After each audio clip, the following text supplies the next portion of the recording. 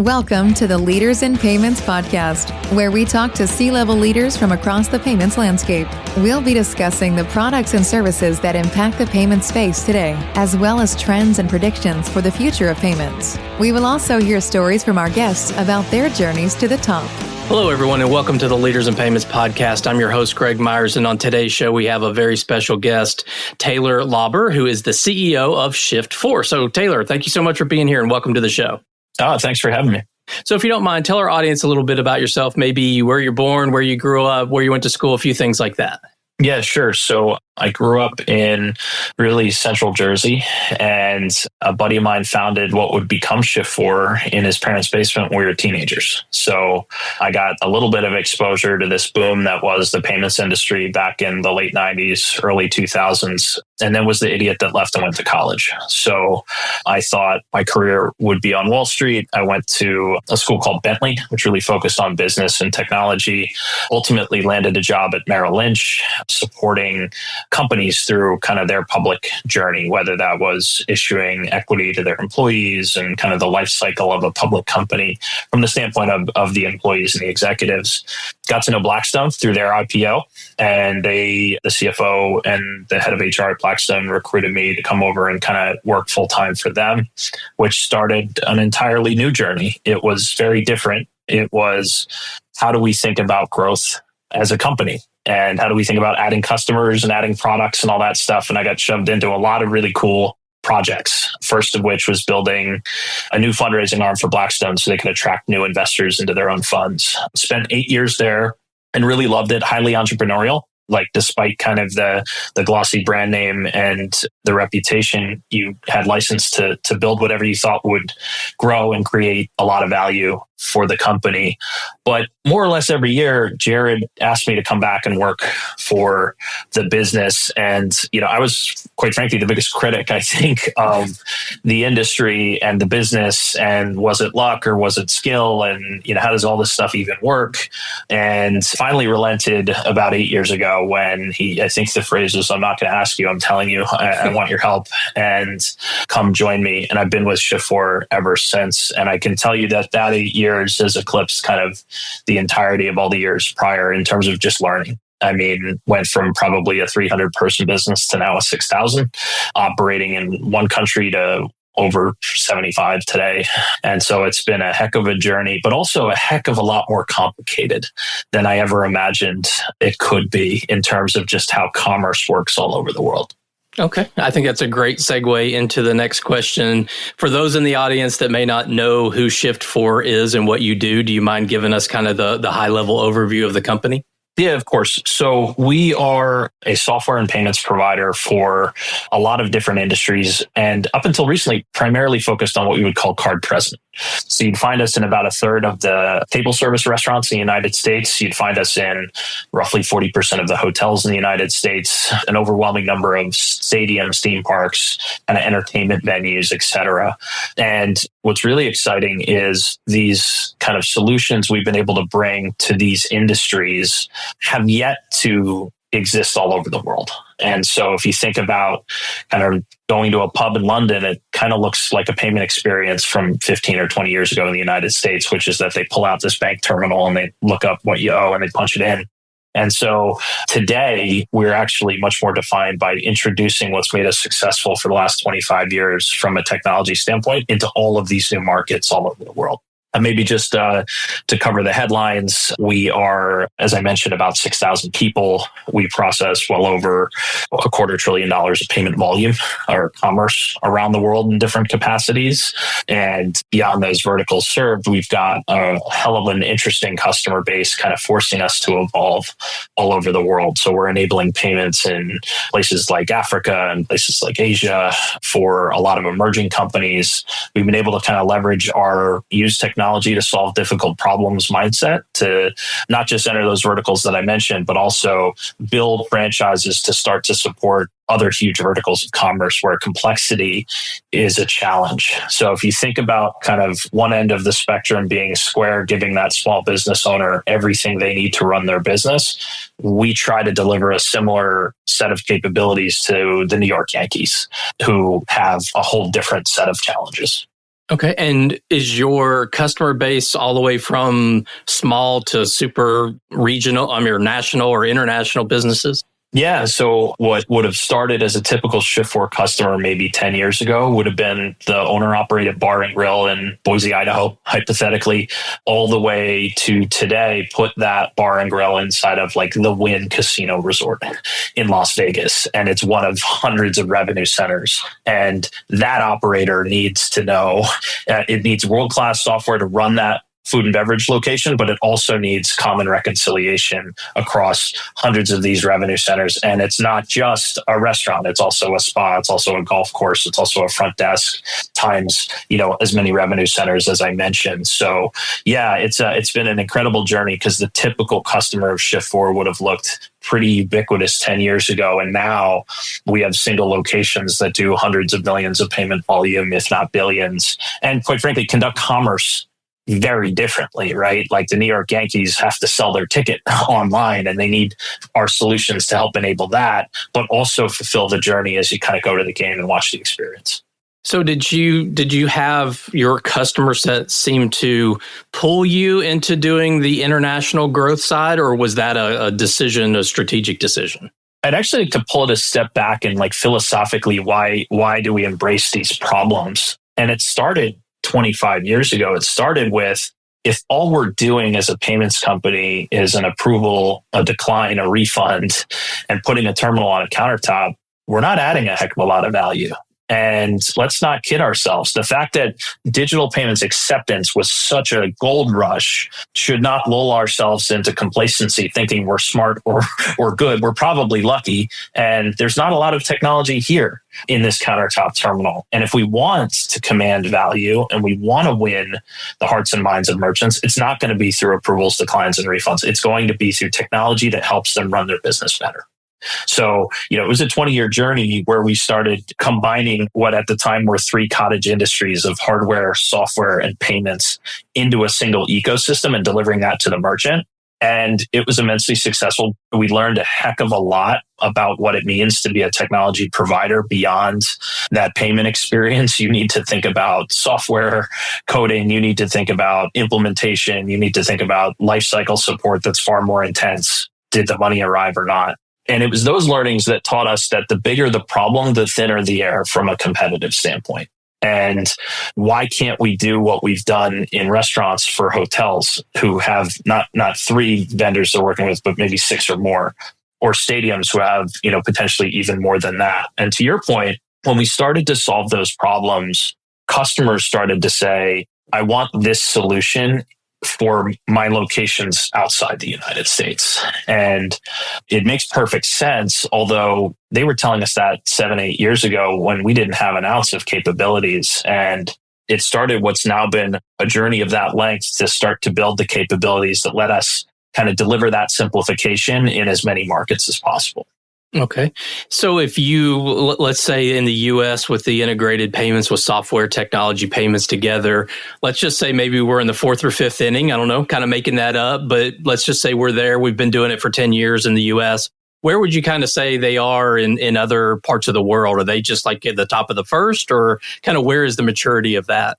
So very much the early days. I mean, it is still by and large the bank terminal that is delivered to help accept payments. And this can be a point of confusion for consumers because there has been investment. There's not like this is a lost opportunity. The consumer payment experience can look somewhat modern if you're tapping or they're bringing a device over to the table, but it's by and large a bank terminal that offers very little utility to that merchant. It's still not connected to the software they use to run their business and the other management systems that they have. And so in that regard, it is very much the early innings. And what's exciting for us about it is the idea that we've solved these problems before. These aren't new and they're not unique. There's certainly geographic differences and there's cultural differences that you have to adapt to. But I learned a long time ago that if you can find the same problem in a different place that you've already solved before, it's a recipe for success. Okay. Well, what would you say differentiates Shift4 from your competitors? It starts with a humility. If we stand still, we will not survive. And that comes from the early days of Jared, saying, if I don't embrace technology that merchants see value in, I'm going to be worthless to my merchants. So we start with this humility that we're never going to be doing it perfectly. And then an ambition that we're going to seek out problems that others haven't solved yet. And maybe a motivation that the bigger the problem, the more eager we are to take it on.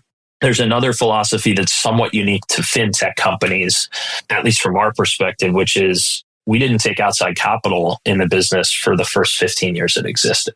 And to think about what that does to an institution, it means you are immensely disciplined about how your dollars get spent. And you will not do something without ultimately the aim of profitability.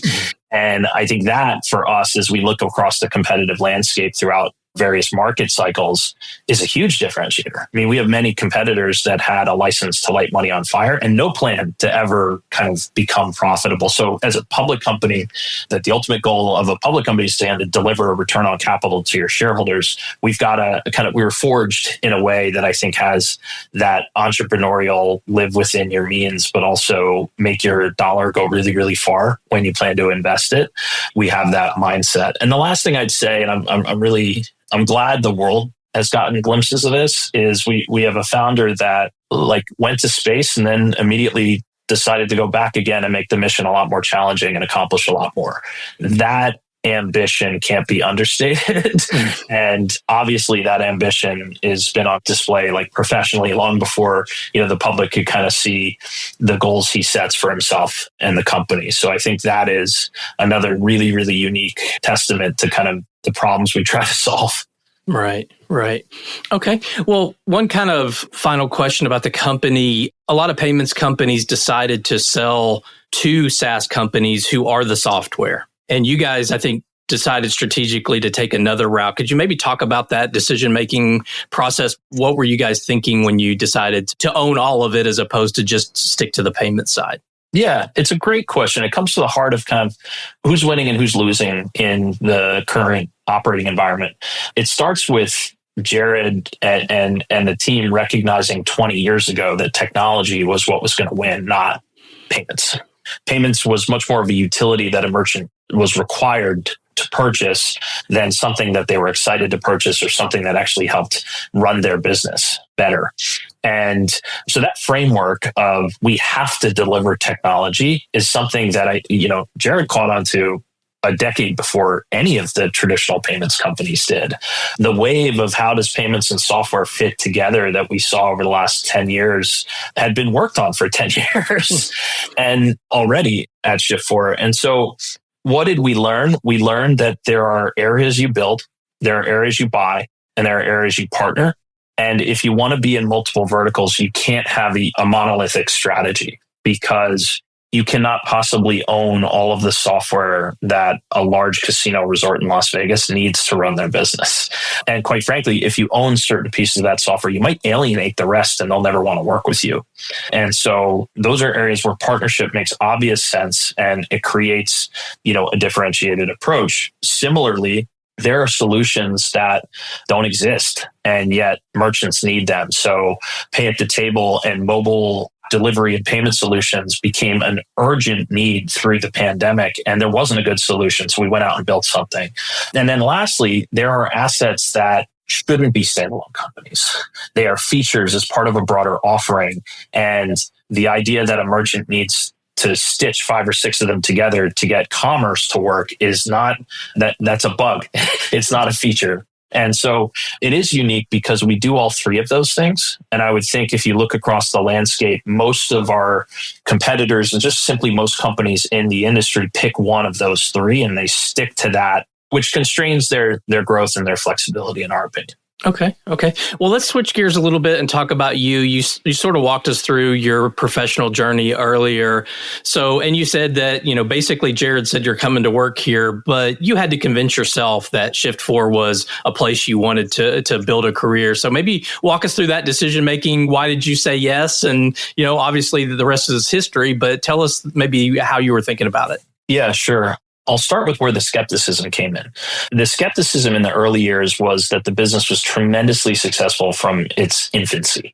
And life's not supposed to be that easy. It was a gold rush to enable merchants with this capability. This was, keep in mind, it sounds like ancient history, but no, giving a merchant the ability to accept a credit card was innovative 25 years ago. I mean, we were 16 and we were getting sent credit cards in the mail to our attention by the card issuers, and yet the average business didn't have the capability to accept them. And so enablement were the early days, and simply enablement and innovation and go-to-market created a ton of success. And I questioned the durability of that. Now, interestingly, Jared did too, and that's why he evolved the business through delivering all these technologies over the years. But that was one thing. Blackstone was an incredible place to be. It is still an incredible company. If you want to work in asset management, there's nowhere better. And so that obviously creates its own inertia. And I really enjoyed my time there. And I still have great relationships there. Two things really distinctly changed kind of my thinking in the equation from a career perspective. One was Jared had just completed a wave of acquisitions that was it was combining a lot of parts that had traditionally been their own industry. And the wave of growth was obvious. I mean, it was like what I saw at Blackstone when I joined in 2010. It was, this company is going to quadruple, even with mediocre execution. That's how much success we've got in front of us. And sure enough, it did far better than that. And then lastly, I saw the team, and it was a small group at Shift4, building an air defense business. Like, Jared built a completely different business kind of in his spare time. And it dawned on me that this was not luck. I mean, this was not right place at the right time. This is a team that can identify opportunities and manufacture success. And the industry doesn't matter. The customer doesn't matter. The product doesn't matter.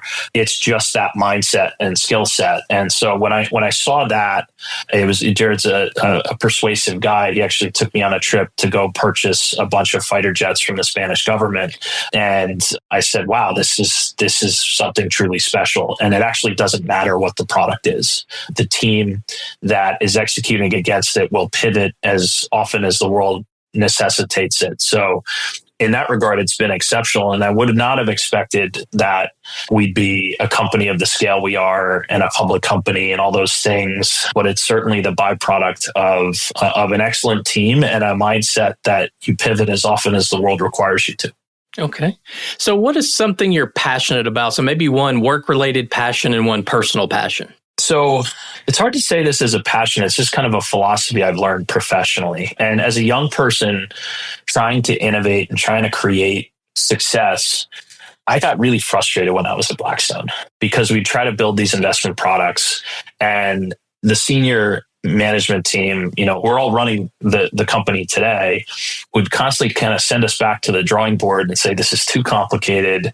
It doesn't scale in the way that you think it should. Start over, think bigger, think simpler. If you want it to be huge, it can't be complicated. So think about scale before you build it. Don't build something that can't scale beyond, $1 billion in assets under management in their industry or something like that. And I didn't have an appreciation for it. So I was like, this product in isolation with the resources we need to make it work is going to generate a lot of profit on a standalone basis. And that's entirely uninteresting to the leader of a big and growing business. Like what it takes to move the needle is really, really hard in a fast growing business to calibrate to. What like $1 million idea when I joined Shift4 was like a great idea. Now $100 million idea is kind of an okay idea. And so I gained an appreciation for just thinking about what moves the needle and scale and using that framework to approach kind of problems and innovation as opposed to just what sounds like a good idea because there's a niche that you can fill. On the personal side, I met my wife and we started dating when we were teenagers. We've been together ever since. We've got 4 kids. That doesn't allow for a lot of hobbies. My sacred time is the Sunday family dinner. And I love to cook and put on a show and spend time with my family. And really, as we become a global business, how do I incorporate a complicated, large family life into the necessity of traveling around the world and making sure that employees and our customers know that they've got as much focus as they need. And so it's meant for a lot of interesting engagements. We closed on Global Blue while I was in Paris with my family on vacation, which meant I had to drag my kids into the Global Blue Lounge and introduce them to all the employees and attend the customer cocktail event that night. But it's fun as hell when you can kind of make all that work in the same equation. So, okay. So what's your number one dish that you're cooking these days? In summer, it obviously has to be on the grill, but I love paella. My Spanish colleagues tell me I do it okay. I think they're just indulging the boss, but I really kind of like cooking whatever feels seasonal at the time. I'm not married to a particular dish. Perfecting the roast chicken is a hell of a lot harder than building a multi-billion-dollar company, believe it or not. So I'll probably be on that journey for as long as I'm on my career. But no, just the time with the family and some nourishment is more important than what's on the plate. Gotcha. So one final question. So Taylor, if someone comes to you, maybe they just graduated from college, or maybe they're changing industries and they want to get into payments or fintech, and they come to you and say, hey, Taylor, what should I do to help be successful? What advice would you give them? I'd start with this industry is like tremendously complicated. If you can pick one that's less complicated, that you have passion for, get after it, because it's not payments, it's not technology, it's commerce. And when you use the word commerce, it evokes the complexity of commerce, which is it's all over the world. It's in lots of different forms. Everyone, needs to engage with it. And it's fundamentally different from industry to industry and place to place, but we're trying to solve that problem. So commerce is complicated. If you can find simpler places to do business in your career, go after it. It's a heck of a lot more complicated than asset management. I tell you that. But more importantly, there's some fundamental things, which is you got to really have a passion for what you're doing. I would tell, young people all the time, if reading about our industry isn't the first thing you do when you pick up your phone in the morning, whether it's vacation or you don't have a job yet, then it's probably not the right industry. You need to align something to your passions. We've had incredibly talented people do very poorly simply because they thought the industry was an important place to be, but they didn't have the passion to put the work in. And so align to your passion, because the work becomes very easy. And by that, I mean, to be successful, it's not going to be overnight. It's not going to be 12-hour days, by the way. It's going to be like 14 and 16-hour days. And that's really hard to do if you don't love what you're doing. So start with that fundamental, have a genuine curiosity and passion for the industry. And then the hard work just becomes a byproduct of trying to fulfill that emotional connection that you have. And then it all kind of falls in place. I guess I'm somewhat unique because I've interviewed for one job my entire life, and that was to be an administrative assistant at Merrill Lynch. But a passion for what I was doing and a focus and a willingness to do anything I was told to do, regardless of what was on my business card, has led me to kind of a collection of awesome companies and increasing responsibility each time. Okay. Well, Taylor, it's been a great discussion. But before we go, just wanted to see if you had any final comments, anything you wanted to leave with the audience before we go. No, just thank you for the time and the interest. It's a fascinating place, meeting the financial technology and the payments industry, because you learn all the time. It's like commerce does not stand still. And therefore, you're not going to be doing the same thing you were doing yesterday on any given day, which is incredibly cool. So thank you all for the interest. Yeah. Well, Taylor, thank you so much for being on the show today. I know your time's very valuable. So again, thank you for being here. Yeah, of course. Good to see you all. And to all you listeners out there, I thank you for your time as well. And until the next story. Thank you for joining us this week on the Leaders in Payments podcast. Make sure you visit our website at leadersinpayments.com, where you can subscribe to the show and where you'll find our show notes. If you enjoyed listening, please share on your social channels as well.